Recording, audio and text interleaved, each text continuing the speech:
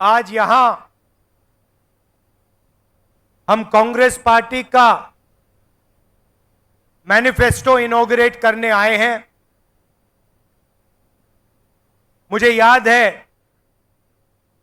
कुछ महीने पहले हमने तेलंगाना में आपसे वायदे किए थे, ऐसी ही मीटिंग थी, हमने अपनी गारंटीज की बात आपके सामने रखी। वही काम हम नेशनल लेवल के लिए आज कर रहे हैं। కొన్ని మాసాల కింద ఇక్కడే తెలంగాణ శాసనసభ ఎన్నికల ముందు మా గ్యారెంటీలు ఇక్కడే ఆవిష్కరించినాం. అదే విధంగా జాతీయ స్థాయిలో కాంగ్రెస్ మేనిఫెస్టో, జాతీయ స్థాయిలో కాంగ్రెస్ గ్యారెంటీలని ఈ పార్లమెంట్ ఎన్నికల ముందు మీ అందరి ముందు ఆవిష్కరించబోతున్నాను. जब हमने आपको गारंटीज दी थी, उन्हें हमने कांग्रेस पार्टी की गारंटी जरूर कहा था, मगर सचमुच में वो आपकी गारंटीज थी, आपकी आवाज थी। మేము ఇక్కడ చెప్పినప్పుడు అది కాంగ్రెస్ పార్టీ గ్యారెంటీలు, కానీ అది మీ గ్యారెంటీలు, మీ గొంతు వినిపించడం అని చెప్పి నేను మనవి చేస్తున్నాను. जब हमने 500 रुपए सिलेंडर की बात की थी, 200 यूनिट मुफ्त बिजली की बात की थी, गृह लक्ष्मी की बात की थी, फ्री बस ट्रैवल की बात की थी, तो वो हमने आपकी आवाज सुनकर गारंटीज निकाली थी। 500 రూపాయలు గ్యాస్ సిలిండర్ అయినా, 200 యూనిట్ల వరకు ఉచిత విద్యుత్ అయినా, ఆర్టీసీ బస్సుల్లో మహిళలకి ఉచిత ప్రయాణమైనా, గృహలక్ష్మిలో ఉచితంగా ఇల్లు కట్టడమైనా మీ గొంతుని ఇక్కడి నుంచి వినిపించడం జరిగింది. అది అమలు చేసిన విషయం కూడా మీకు మనవి చేస్తున్నాను. और आज तेलंगाना के सब लोग जानते हैं कि कांग्रेस पार्टी ने जो वायदे किए थे, उन वायदों को कांग्रेस पार्टी पूरा कर रही है। తెలంగాణలో ప్రజానీకానికి అందరికీ తెలుసు, ఏ మాట అయితే మేము ఎన్నికల ముందు ఏ గ్యారెంటీస్ అయితే చెప్పామో అన్ని గ్యారెంటీస్ ఇచ్చి మాట నిలబెట్టుకుంటున్న విషయం మీ అందరికీ తెలుసు.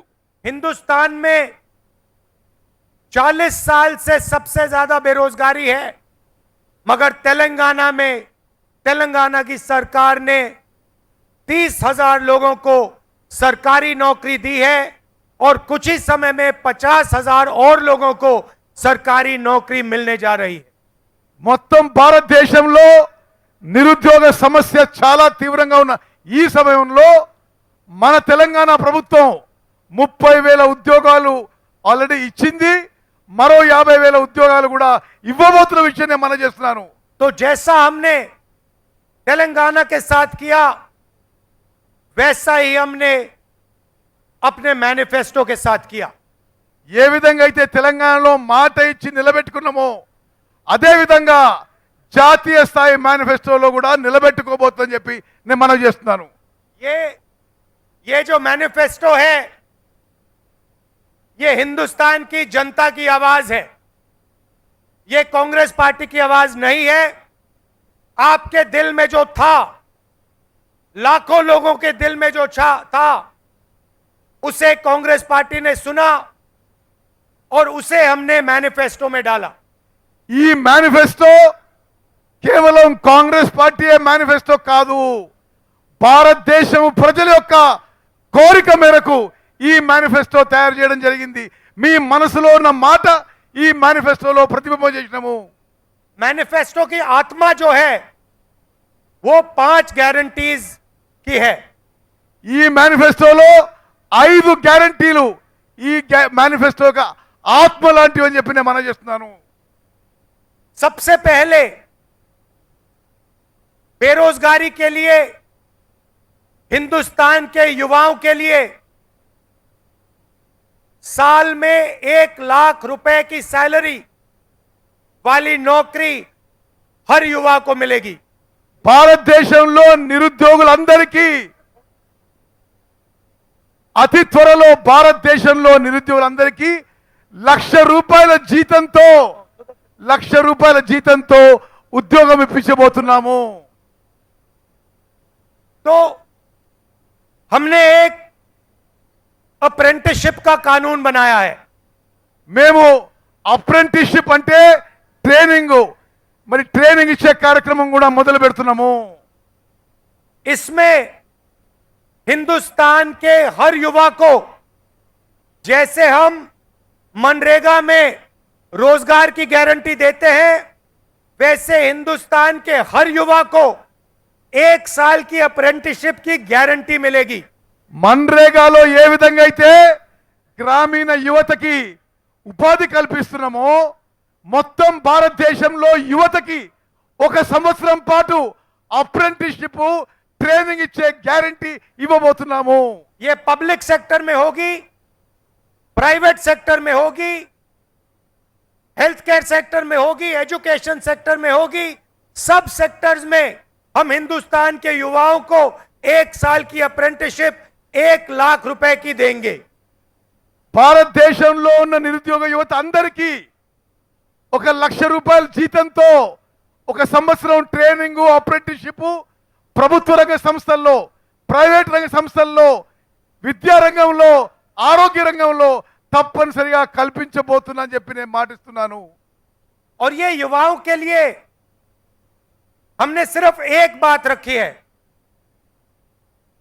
क्योंकि भाषण के लिए इतना टाइम नहीं है, तो जो सब कुछ हम कर रहे हैं वो मैं बोल नहीं रहा हूं. सिर्फ एक युवाओं की गारंटी यहां आपके सामने रख रहा हूं. యువకులకి సంబంధించిన అన్ని విషయాలు ఇక్కడ చెప్పదలుచుకోలేదు. ఒక్క విషయమే నేను పదే పదే మీకు మనవి చేస్తున్నాను. मगर अगर आप मैनिफेस्टो में देखेंगे तो युवाओं के लिए अनेक और वायदे हमारे मैनिफेस्टो में हैं. మీరు మా మేనిఫెస్టో చూస్తే యువకులకి ఇంకా ఎన్నో అంశాలు కూడా మేము హామీ ఇస్తున్న విషయం మీకు తెలియవస్తుంది. आप जानते हो कि हिंदुस्तान की महिलाएं हमारे भविष्य की देखभाल करती हैं. భారతదేశంలో మహిళలు మన భవిష్యత్తు చూసుకుంటారని చెప్పి నేను మనవి చేస్తున్నాను.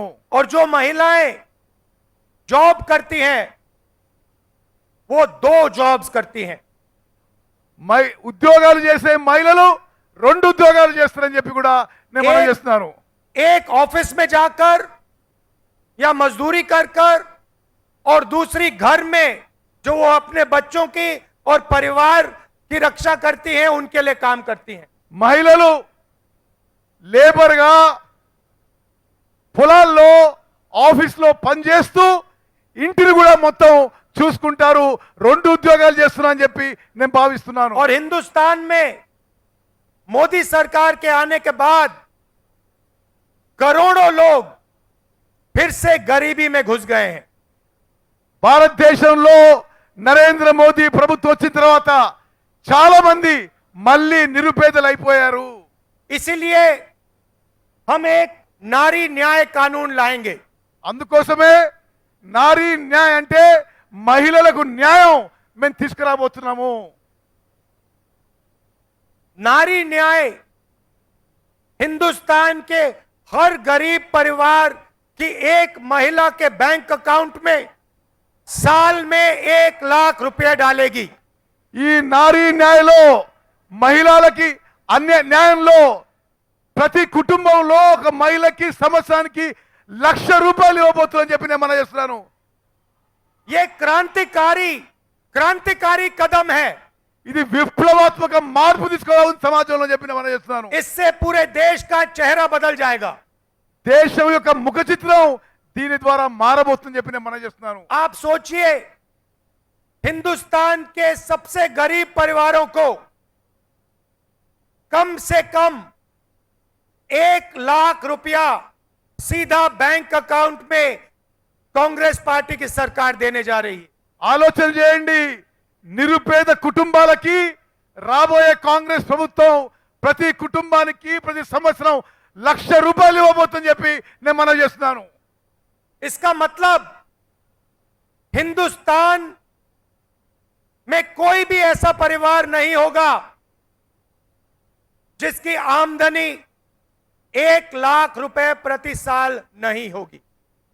అంటే మొత్తం భారతదేశంలో ఒక్క కుటుంబానికి కూడా ఆదాయం సంవత్సరం ఆదాయం ₹1,00,000 కంటే తక్కువ ఉండబోదు అని చెప్పి నేను మనం చేస్తున్నాను. तीसरा वायदा किसान न्याय। మూడో హామీ రైతులకి న్యాయం.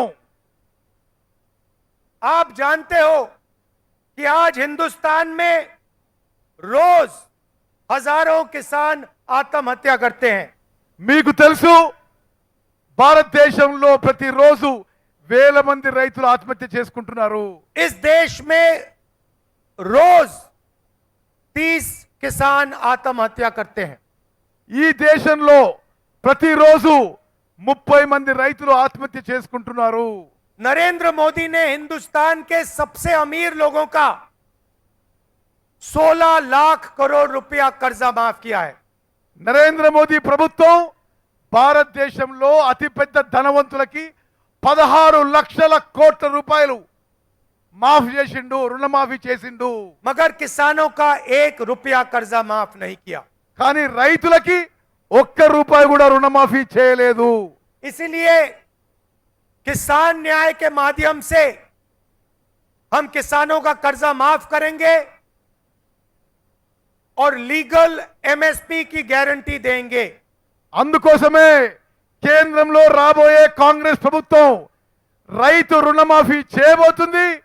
కనీస మద్దతు ధర ఎంఎస్పీకి చట్టబద్ధత కల్పిస్తోందని చెప్పి నేను మనం చేస్తున్నాను. हिंदुस्तान के किसानों को उनके प्रोडक्ट्स के लिए, उनके प्रोड्यूस के लिए मिनिमम सपोर्ट प्राइस, कानूनी मिनिमम सपोर्ट प्राइस मिलेगी। భారతదేశంలో ప్రతి రైతుకి వాళ్ళు పండించే ప్రతి వ్యవసాయ ఉత్పత్తికి మద్దతు ధర, కనీస మద్దతు ధరకి చట్టబద్ధత కల్పించబోతున్నాము. और स्वामी नाथन फॉर्मूला के मुताबिक मिलेगी। కనీస మద్దతు ధర ఎంఎస్పి కూడా ఎంఎస్ స్వామినాథన్ ఫార్ములా ప్రకారం ఇవ్వబోతున్నాము. चौथा वायदा श्रमिक न्याय। నాలుగో గ్యారంటీ కార్మికులకి న్యాయం చేయబోతున్నాము. मजदूरों के लिए हिंदुस्तान में हम मिनिमम वेज लाएंगे। కార్మికులకి కూలీలకి మినిమం వేజెస్ తీసుకురాబోతున్నాము. मनरेगा के लिए और दूसरे मजदूरों के लिए कम से कम 400 रुपए प्रतिदिन की मिनिमम वेज हम लागू कर देंगे। మన్రేగాలో గాని ఇతర పనుల్లో గాని కనీస వేతనాలు మినిమం వేజెస్ రోజుకి 400 రూపాయలు ప్రకటించబోతున్నాము. और पांचवा वायदा शायद सबसे जरूरी और ऐतिहासिक वायदा, ఐదో మించిన మాట చాలా పెద్ద విషయం. ఇది అందరూ మీరు జాగ్రత్తగా వినాలని కోరుకుంటున్నా. हिंदुस्तान में 50% आबादी पिछड़े वर्ग की है। భారతదేశంలో 50% జనాభా వెనుకబడి తరగతున్న వాళ్ళు, 15% आबादी दलितों की है, 15% జనాభా దళితులు ఉన్నది, 8% आबादी आदिवासियों की है, 8% గిరిజనులు ఆదివాసులు ఉన్నారు, 15% आबादी माइनॉरिटीज की है 15% మైనారిటీల జనాభా ఉన్నది, और 5% आबादी गरीब जनरल कास्ट की है। 5% జనాభా మరి నిరుపేదలు జనరల్ కేటగిరీ వాళ్ళు ఉన్నారని చెప్పి నేను మనం చేస్తున్నాను. अगर आप इन सबको मिला दें तो 90% आबादी इन लोगों की बनती है। ఇవన్నీ మీరు కలిపితే 90% జనాభా ఇప్పుడు నేను చెప్పిన కేటగిరీస్ లో వస్తారు. मगर आप अगर हिंदुस्तान के संस्थाओं को देखो, इंस्टीट्यूशंस को देखो, बड़ी बड़ी कंपनियों को देखो, तो इनमें से आपको कोई भी उन कंपनियों में, उन इंस्टीट्यूशंस में, उन संस्थाओं में नहीं दिखाई देता। ఈ 90% జనాభా నుంచి ఇప్పుడు వ్యవస్థలో ఇన్స్టిట్యూషన్స్ లో ఎవరు మీకు అవుపడరు. मीडिया की सबसे बड़ी कंपनी की लिस्ट निकालिए, उनके मालिकों में आपको एक पिछड़ा वर्ग का व्यक्ति, एक दलित, एक आदिवासी नहीं मिलेगा। మీడియా కంపెనీలను చూస్తే మీడియా కంపెనీ ఓనర్లు ఎవరు కూడా బీసీలు గాని ఎస్సీలు గాని ఎస్టీలు గాని మీకు అవుపడరు. हिंदुस्तान की सबसे बड़ी 200 कंपनियों के मालिकों की लिस्ट निकालिए। భారతదేశంలో మీరు పెద్ద కంపెనీల లిస్ట్ చూస్తే ఈ ఎరుకబడిన వర్గాలు ఎవరు అవుపడరు. उसमें आपको एक पिछड़ा वर्ग का व्यक्ति नहीं मिलेगा। భారతదేశంలో ఉన్న పెద్ద కంపెనీల్లో బీసీ ఎస్సీ ఎస్టీ ఓనర్స్ ఎవరు మీకు అవుపడరు. एक दलित नहीं मिलेगा, एक गरीब जनरल कास्ट का नहीं मिलेगा, एक माइनॉरिटी नहीं मिलेगा, एक आदिवासी नहीं मिलेगा। ఒక్క దళితుడు గాని ఒక్క ఆదివాసి గాని ఒక్క మైనారిటీ గాని ఎవరు కూడా ఈ ధనవంతుల లిస్ట్ లో మీకు దొరకరు. हिंदुस्तान की सरकार को 90 लोग चलाते हैं, आईएएस अफसर चलाते हैं। భారతదేశం యొక్క ప్రభుత్వం 90 మంది ఐఏఎస్ అధికారులు నడుపుతారు. 50% पिछड़ों की आबादी है। 50% ఎరుకబట్టి వారు ఉన్నారు. 90 आईएएस अफसर में से सिर्फ 3 आईएएस अफसर ओबीसी वर्ग के हैं।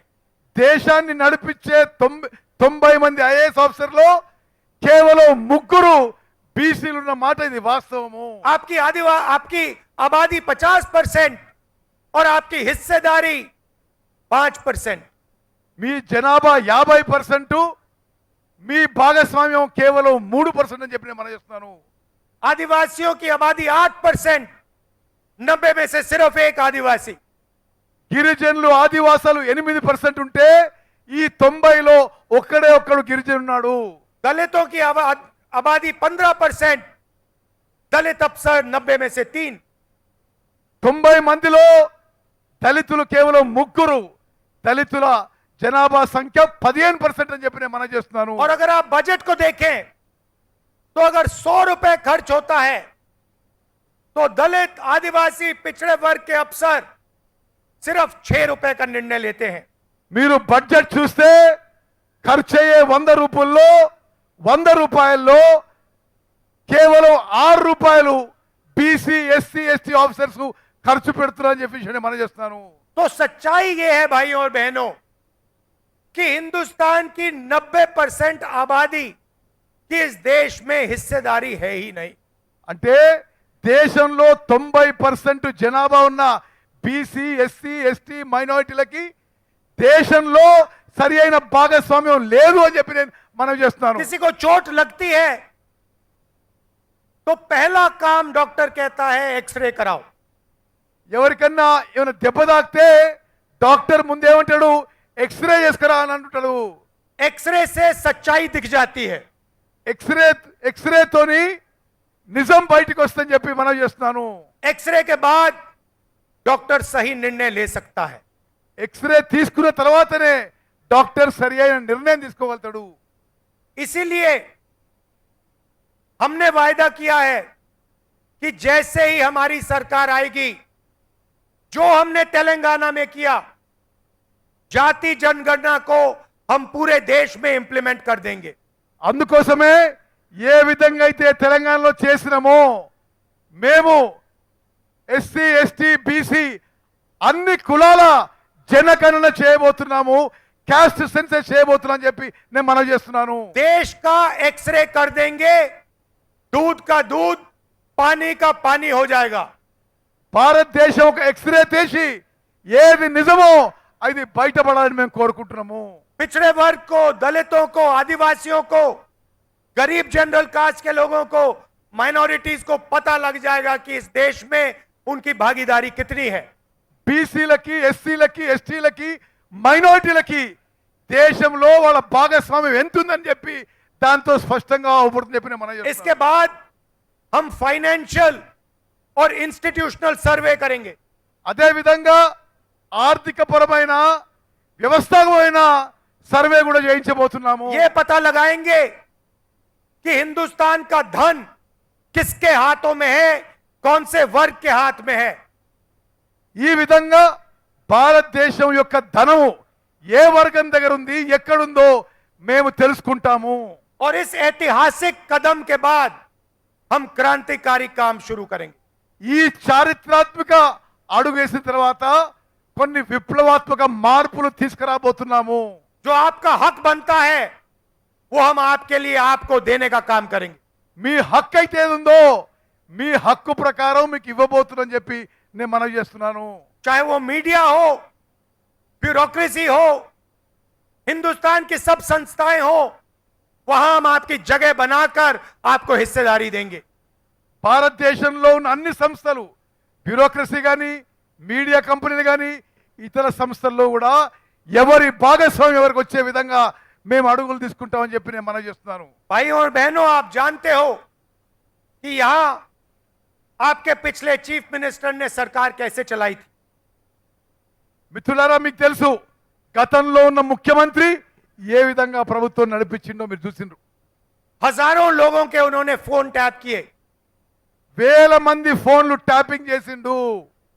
और यहां की जो इंटेलिजेंस की एजेंसीज थी, टैक्स की एजेंसीज थी, पुलिस थी, उनका उन्होंने गलत उपयोग किया. మాజీ ముఖ్యమంత్రి ఇంటెలిజెన్స్ వాళ్ళు పోలీస్ వాళ్ళని దుర్వినియోగం చేసి అందరి ఫోన్లు ఏ విధంగా ట్యాప్ చేశారో మీరందరూ మీడియాలో చూస్తున్నారు.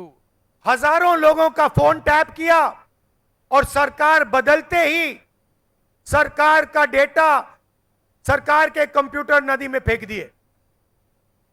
వేల మంది ఫోన్లు ట్యాపింగ్ చేసి ప్రభుత్వం మారగానే ప్రభుత్వం దగ్గర ఉన్న గత ప్రభుత్వ డేటా మొత్తం కూడా ధ్వంసం చేశారు. मगर जो उन्होंने सरकार चलाई थी, डराकर, धमकाकर, एक्सटॉर्शन करके उन्होंने आपसे आपका धन छीना था. గత ప్రభుత్వంలో మిమ్మల్ని భయపెట్టించి బలవంతపు వసూలు చేసి సమాజంలో భయంతో నడిపించిన విషయం మీరు గమనించాలి.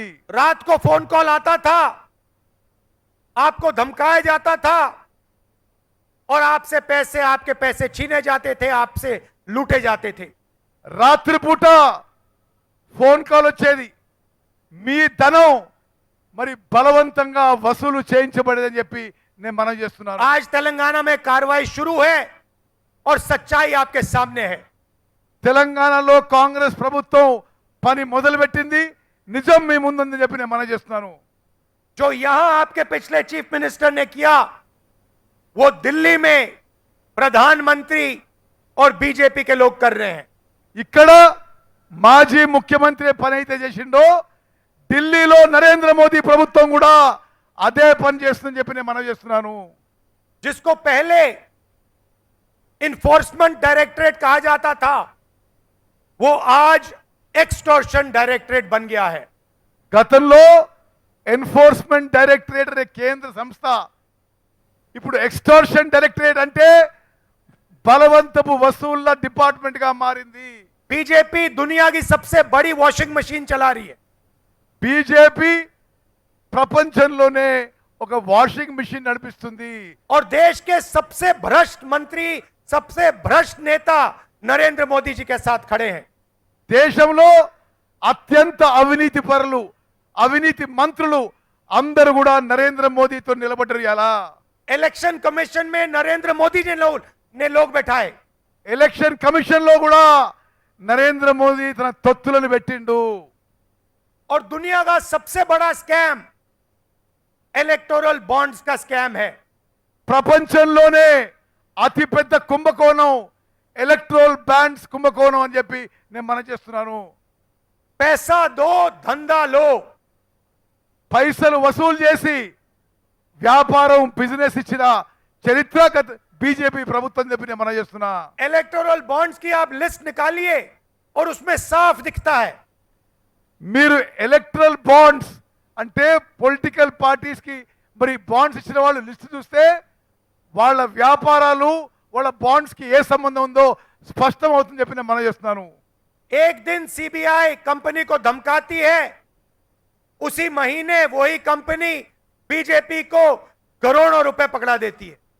సిబిఐ సంస్థ వ్యాపారస్తులను వ్యాపార కంపెనీని భయపెట్టించి అదే నెల ఆ కంపెనీ బీజేపీకి ఎలక్ట్రల్ బాండ్ ద్వారా డొనేషన్ చేసే ఉదాహరణలు ఎన్నో అని చెప్పి నేను మనం చేస్తాను. हजारों करोड़ रुपए का इंफ्रास्ट्रक्चर प्रोजेक्ट कंपनी को मिलता है, उसी से 15-20 दिन पहले कंपनी बीजेपी को करोड़ों रुपए पकड़ाती है.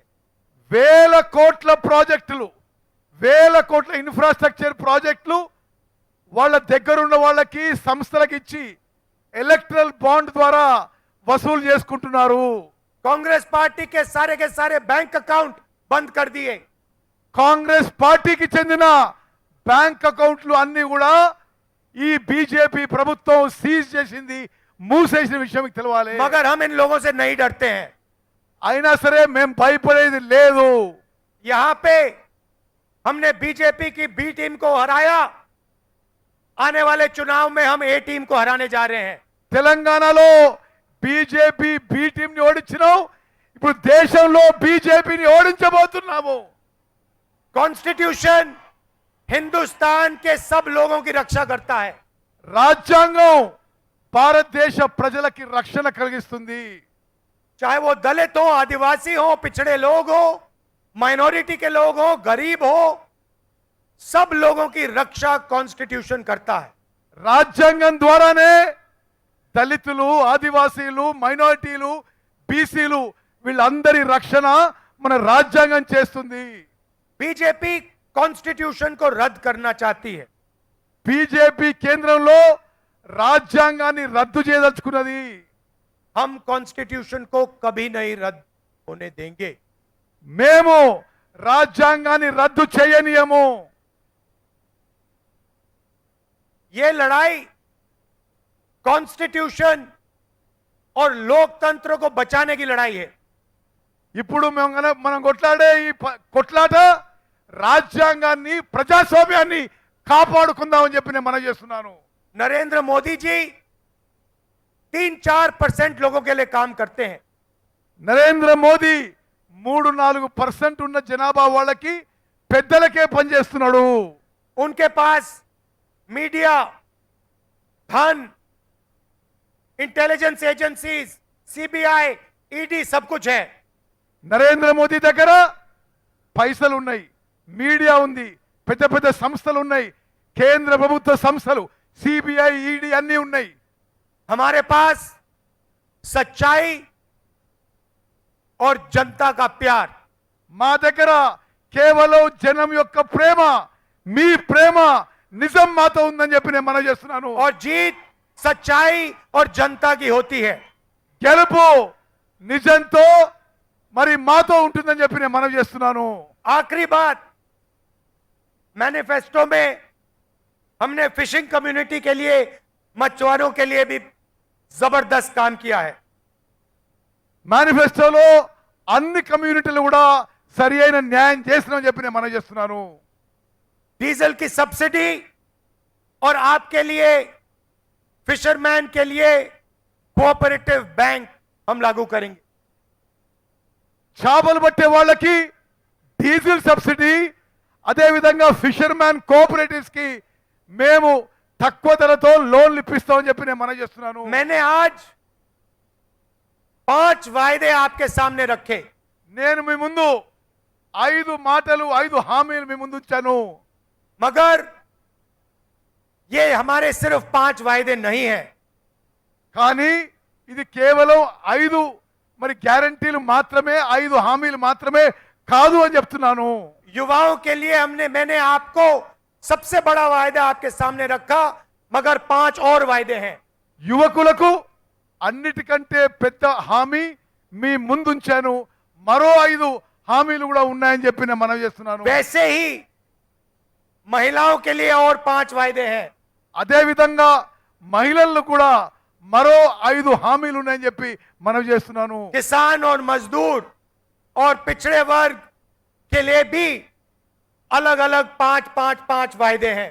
అదే విధంగా రైతులకి, కూలీలకి, వెనుకబడి తరగతులు కూడా మరో 5 హామీలు ఉన్నాయని చెప్పి నేను మనవి చేస్తున్నాను. ये मैनिफेस्टो क्रांतिकारी मैनिफेस्टो है.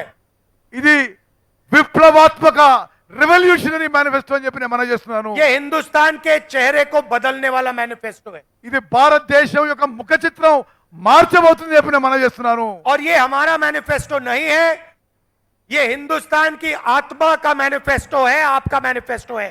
ఇది మా మేనిఫెస్టో కాదు, ఇది మీ మేనిఫెస్టో, భారతదేశం ప్రజల యొక్క ఆత్మకి చెందిన మేనిఫెస్టో అని చెప్పి నేను మనం చేస్తున్నాను. हमने आपकी मन की बात सुनकर, आपके जो दिल में है उसे सुनकर, उसे समझकर ये मैनिफेस्टो बनाया है। ప్రజల యొక్క హృదయాల్లో మాట విని, వారి బాధ విని ఈ మేనిఫెస్టో తయారు చేయడం జరిగింది. और इस मैनिफेस्टो को आप लोग ध्यान से पढ़िए, ध्यान से देखिए।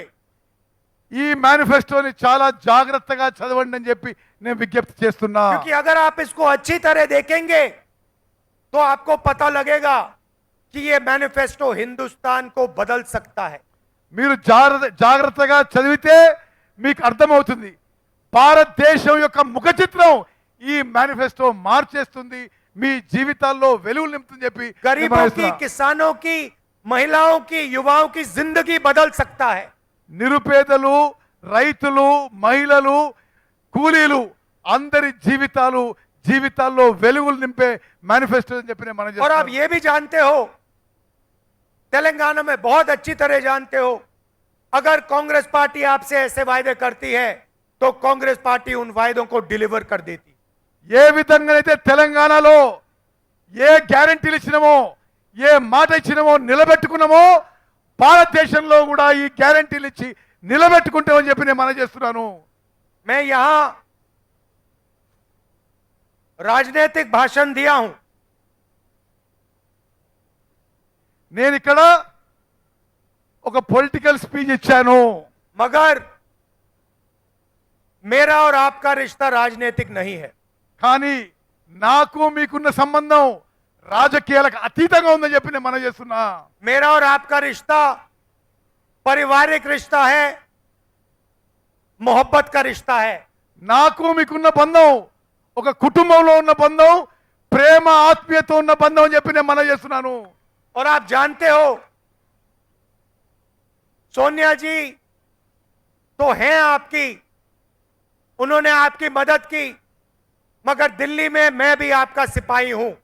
మీకు తెలుసు, సోనియా గాంధీ గారు మీ ఎంబడున్నారు, ఢిల్లీలో నేను కూడా మీ ఎంబడుంటా అని చెప్పి మీకు మాటిస్తున్నాను. और आप जानते हो कि तेलंगाना के युवाओं ने, तेलंगाना की जनता ने मुझे इतना सा इशारा किया, मैं यहां आपके लिए हाजिर हो जाऊंगा।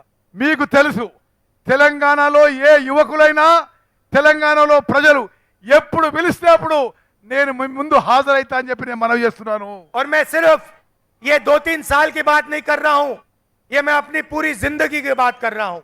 ఇది కేవలం ఇప్పటి మాట కాదు, ఈ 2-3 ఏళ్ల మాట కాదు, నా జీవితం మొత్తం మీకు సేవ చేస్తా అని చెప్పి మాటిస్తున్నా.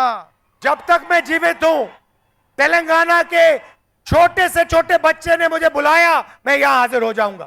నేను బతుకున్నంత కాలం తెలంగాణలో చిన్న పిల్లగాడు పిలిచినా మీ ముందు ఉంటా, మీకు సేవ చేస్తా అని చెప్పి మీకు మాటిస్తున్నా. और मैंने आपको कहा था कि आपने एक नया स्टेट बनाया, आपने एक सपना देखा और केसीआर जी ने उस सपने को तोड़ने का काम किया। మీరు చూసిన స్వప్నం ఒక ప్రత్యేక రాష్ట్రం ఏర్పాటైనా కేసీఆర్ మీ స్వప్నాన్ని బద్దలు కొట్టే విషయం మీకు తెలుసు. यह हिंदुस्तान का सबसे नया प्रदेश है। భారతదేశంలో కొత్త రాష్ట్రం 29వ రాష్ట్రం తెలంగాణ రాష్ట్రం. और मैं चाहता हूं कि यह प्रदेश हिंदुस्तान के सारे प्रदेशों को रास्ता दिखा पाए। నేను కోరుకుంటుంది మొత్తం భారతదేశంలో అన్ని రాష్ట్రాలకి తెలంగాణ రాష్ట్రం దారి చూపెట్టాలి, ముందుండాలని కోరుకుంటున్నాం మన చేస్తున్నా.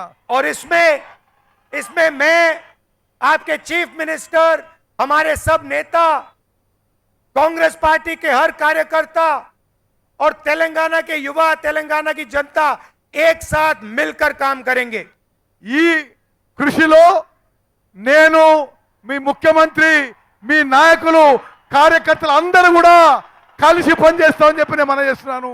और मैं चाहता हूं कि एक दिन made in Telangana, made in China का मुकाबला करे।